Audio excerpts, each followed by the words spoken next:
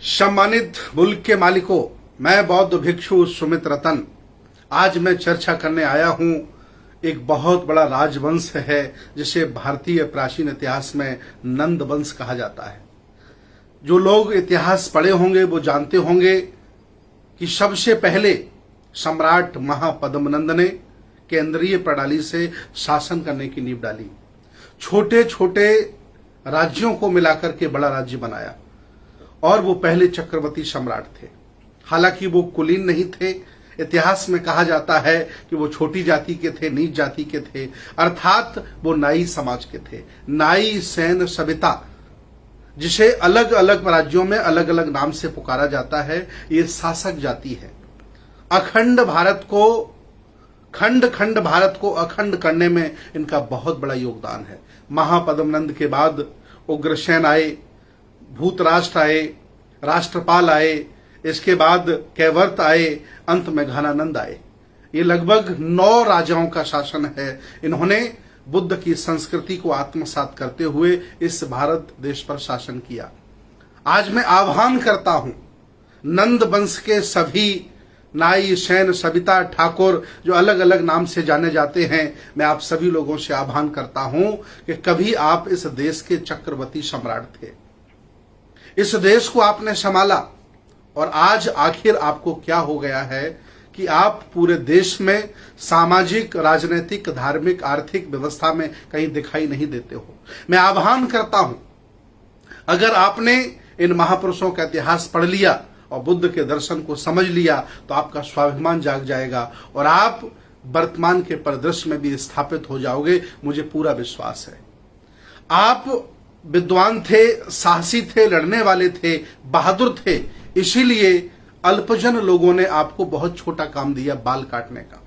यह षड्यंत्र है, समझिए। आप बहादुर थे, आप देश चलाने वाले थे, खंड खंड भारत को अखंड करने वाले थे। आज जो आपके ऊपर शासन कर रहे हैं, कभी आपकी कृपा से लोग जीते थे, इसीलिए आपको इन लोगों ने सेवा का कार्य दिया। इवन संस्कारों में आपको नेक दिलवाया, अपमान कराया, एक शासक का अपमान कराया। मैं आज आपके अंदर स्वाभिमान भरना चाहता हूं और अपील करना चाहता हूं कि आप साधारण लोग नहीं हैं। आप छोटे लोग, असहाय लोग, कमजोर लोग, कोई बाल काटने वाले नहीं हैं। आप खंड खंड भारत को अखंड करने वाले हैं। आप महापद्मनंद के खानदान के लोग हैं। 9 राजा आपके हुए हैं। बहुत बड़ा पाटलिपुत्र का शासन आपने संभाला है। छोटे छोटे राज्यों को एक बड़ा रूप देने का काम किया है।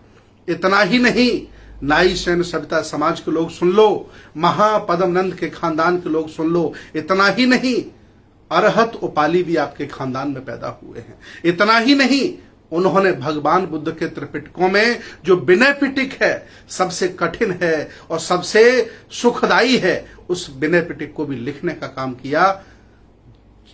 आपके पुरखों ने जिसको लिखा नहीं उसे आप पढ़ रहे हैं और आपके पुरखों ने जो लिखा वो आपके घरों में नहीं है। मैं अपील करता हूं नाई, सैन, सविता समाज के लोगों से कि आपके घर में विनय पिटक होना चाहिए, अरहत उपाली का चित्र होना चाहिए, महापद्मनंद के बाद घनानंद तक 9 राजाओं का चित्र होना चाहिए।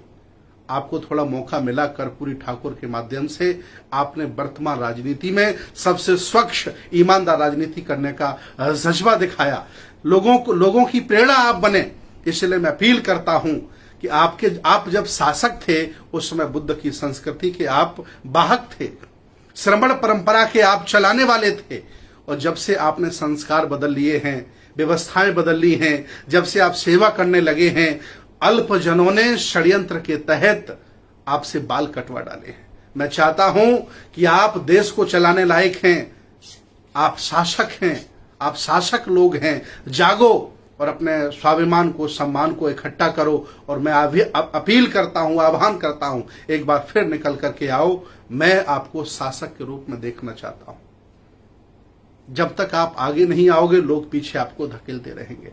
मैं अपील करता हूं पूरे देश के, पूरे भारत में रह रहे नाई, सैन, सविता, ठाकुर वंश समाज के लोगों से, जो महापद्मनंद के खानदान के लोग हैं, आए और बुद्ध की संस्कृति को संभालें, नेतृत्व करें।